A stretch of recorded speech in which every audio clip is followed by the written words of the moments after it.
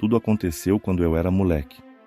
Eu tinha um cachorro desde que eu tinha 8 anos, e aquele cão ainda era muito esperto mesmo, depois de já ter os seus 7 anos de idade. O bicho era muito manso e não era de latir para ninguém. Entretanto, tinha um senhor, um homem já velho, que morava em um sítio mais afastado, que não podia passar na estrada, que o cachorro não parava de latir. O cão não atacava, mas ficava rosnando e perturbando o velho sempre que ele passava pela estrada, e só parava de latir quando alguém de casa mandava ele voltar. Teve um certo dia que o velho topou comigo e com o cachorro no caminho da roça, e como era de costume, o cão começou a rosnar para ele, e foi aí que aquele estranho homem disse: "Você ainda me paga, seu vira-latas. Eu ainda vou acabar com a sua raça, para você aprender. É por isso que eu sempre detestei cachorro." O velho disse isso e seguiu o seu caminho. Naquela época, a gente morava na roça, e uma casa ficava aqui, a outra ali. A média de distância das casas era de cerca de 1 quilômetro uma das outras. Entretanto, aquele velho morava em uma chácara mais isolada desde que eu me entendia por gente. Ele não gostava de muita conversa com as pessoas e nem gostava de receber visitas. A sua chácara era muito bonita e tinha diversos pés de frutas, tais como abacate, caju, goiaba, tangerina, entre outras. Mas ele dizia que era o prazer dele ver as frutas apodrecendo no chão, mas que não dava nenhuma para ninguém. Naquela época, assim como meus amigos, eu era muito jovem e não tinha muito juízo, e às vezes a gente costumava ir na chácara daquele homem pegar frutas quando este ia para a feira na cidade. Nós éramos 3 moleques e sempre andávamos juntos. Os outros 2 garotos eram irmãos e eram filhos do seu Benedito, que era compadre do meu pai. Nessas aventuras, eu sempre levava o meu cão com a gente. Quando chegávamos na chácara, nós fazíamos a festa e enchíamos nossas mochilas, principalmente de mexericas das grandes e laranjas doce. Lá tinha uns 5 pés de cada tipo de fruta. Teve um dia que a gente foi no sítio daquele homem e um dos meus colegas teve a ideia de dar uma olhada dentro da casa daquele velho esquisito. Todos nós concordamos na hora. A gente tinha que ser rápido, pois o velho chegava da feira por volta do meio-dia e nessa hora já eram 11 e pouco da manhã. Sempre íamos de manhãzinha, mas nesse dia atrasamos por um motivo qualquer. Eu não sei o porquê, mas quando se é jovem, qualquer ideia idiota parece ser uma excelente ideia. Hoje sei que aquilo era errado, mas na época parecia ser legal. Quando chegamos próximo da casa, o meu cão não parava de latir e a rosnar. Na hora, eu imaginei que fosse porque ele sentiu o cheiro do velho por ali. Nós olhamos as portas e todas as 2 estavam trancadas como era de se esperar. Olhamos as janelas e todas estavam igualmente trancadas, mas quando a gente estava para desistir daquela ideia estúpida, eu empurrei a pequena janela da cozinha e, para a nossa surpresa, ela só estava encostada e a mesma abriu na hora. Ficamos muito animados e poucos segundos depois, nós 3 estávamos dentro da casa. Casa não. Aquilo mais parecia um balaio de gato. Nós até brincamos e dizemos: como pode esse velho sempre andar a pé com uma bicicleta dessas novinha em folha?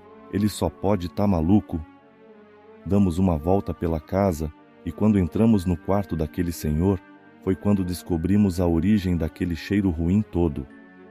Um dos meus amigos abriu a janela para a gente ver melhor, pois estava muito escuro ali. O quarto estava bastante desarrumado, mas o que mais nos surpreendeu foi a quantidade de penas, peles e ossos de animais no chão. Lá tinha resto de bode, perna de porco, e o cheiro lá, obviamente, estava ainda mais forte. Na hora, eu lembro que até falei: meus amigos, mas que sujeito imundo é esse? É por isso que aquele sujeito não gosta de receber visitas. Na hora, Todos nós caímos na gargalhada. A gente era assim, ria de tudo naquela época. Enquanto isso, notamos uma coisa ainda mais macabra no quarto daquele vovô. Era assim que o nosso grupo o chamava. Em cima de uma mesinha, no canto do quarto, tinha uma espécie de crânio de bode ou de porco, sei lá. Estavam só os ossos da cabeça, só que o crânio tinha um tufo de pelo comprido no topo da cabeça. Aquilo era uma coisa horrível demais de se ver. Ao lado do crânio do animal, tinha umas velas e umas pequenas estátuas de seres macabros e um amuleto muito estranho. Naquela casa, como já falei antes, tinha algumas coisas de valor, mas não levamos nada. A gente sempre pegava só as frutas mesmo e não mexia em mais nada. A gente não roubava ninguém, só éramos destrambelhados e só entramos na casa, mais por curiosidade mesmo. A seguir, decidimos dar o fora dali. Saímos da casa e encostamos a janela da cozinha do jeito que estava. Chamamos o cachorro e fomos embora por outra estrada, para a gente não topar com aquele homem sinistro. Só foi quando eu já estava chegando em minha casa que lembrei que esquecemos a janela do quarto do velho aberta. Mas nessa hora não tinha nada a fazer, pois naquele momento o velho certamente já estava em casa. Mas eu também não me preocupei, pois ele não viu a gente por aquelas bandas, então ele não ia saber quem esteve em sua propriedade. Uns 3 dias depois daquele ocorrido, meus amigos e eu fomos em uma cachoeira que ficava depois da casa do velho. Nesse dia não levei o meu cachorro, pois este tinha saído para outro local com o meu pai. Saímos de casa depois do almoço e um tempo depois chegamos lá. O lugar em que a cachoeira ficava era muito bonito e vez por outra a gente ia lá. Naquela tarde o calor estava demais e nós ficamos a tarde toda tomando banho nas águas frias daquela cachoeira e nos divertindo sem preocupação. Quando deu por volta das 5 da tarde, arrumamos as nossas coisas e já estávamos nos preparando para ir embora, quando vimos aquele velho vindo na estrada ao longe. Na hora nós nos escondemos e ficamos observando o que aquele homem ia fazer.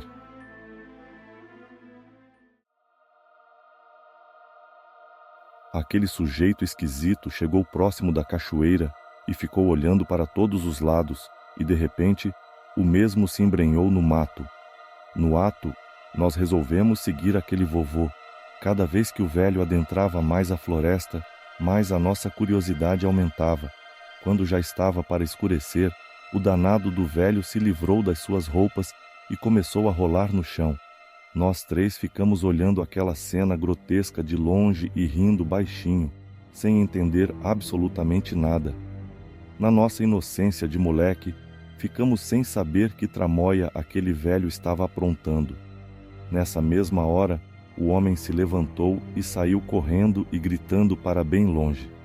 Naquele momento, nós decidimos que não íamos mais segui-lo, pois já estava escurecendo e se a gente chegasse muito tarde em casa, a surra que nossos pais iam nos dar era mais que garantida.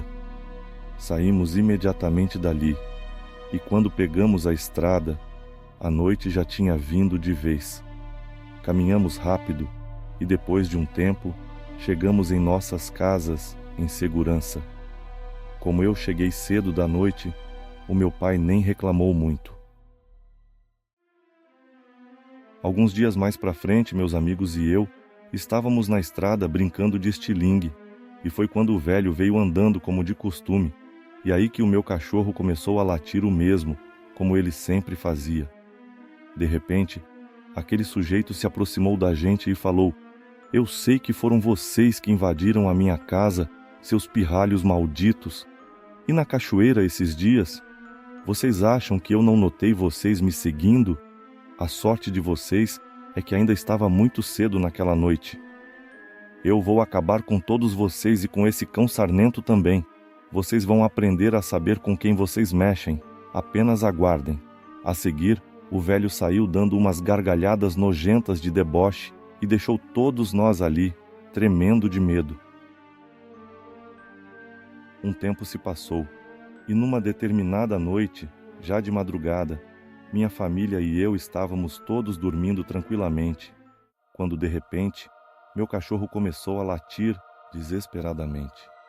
Na mesma hora, eu senti aquele mesmo cheiro horrível que eu senti na casa do velho. O cão acuava ferozmente algo lá fora e, de repente, ele começou a brigar com a coisa. Na hora, eu pensei, meu cachorro só late para aquele velho e esse cheiro é o mesmo daquela peste. Então, só pode ser aquele maldito. Na hora, meu pai pegou sua lanterna, abriu a porta e já foi saindo para ver o que era. Mas ele não ficou nem 10 segundos lá fora e já voltou batendo a porta, todo assustado. Ele disse que tinha um monstro demoníaco lá fora batendo em nosso cão.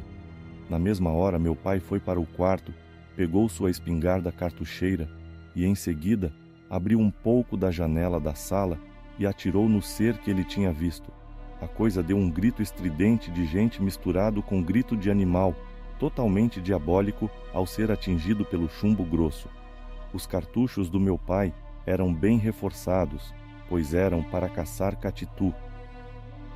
O bicho lá fora não esperou um segundo tiro e saiu gritando para longe. Em seguida, abrimos a porta e eu fui ver meu cão, que estava muito ferido e parecia que ele não ia resistir, mas o cão foi muito forte e se recuperou.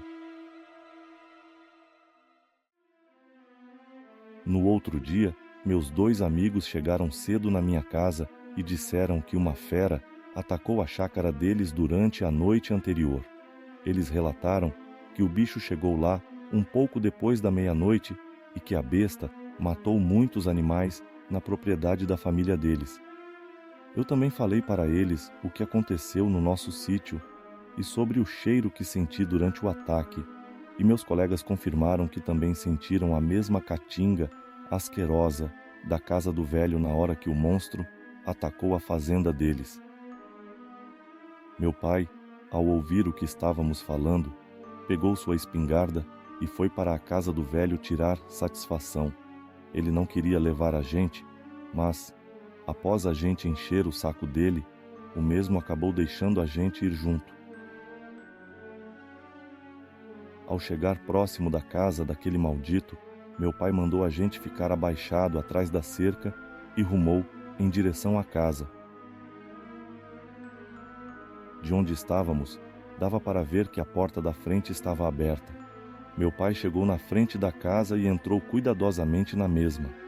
Depois de cerca de 1 minuto, ele saiu na porta e fez um sinal para a gente encostar e entrar. Quando entramos na casa, não tinha ninguém, mas tinha muitas marcas de sangue no chão da casa toda. As coisas de mais valor daquele velho estavam todas iguais. Vimos aquele dia. Só estava faltando aquele crânio macabro, o amuleto e aquelas pequenas estátuas misteriosas. Depois daquele dia, meu pai continuou indo quase sempre naquela casa para ver se achava aquele senhor por lá, até que um dia tivemos a notícia de que aquele homem foi encontrado morto em outra região próxima. Ele foi achado nu e cheio de marcas de bala. Muito provavelmente ele foi atacar algum sítio da região e acabou encontrando o seu fim. Depois daquele episódio, nunca mais a fera apareceu, e com o passar dos anos, meus amigos e eu criamos juízo e deixamos aquelas aventuras malucas de lado.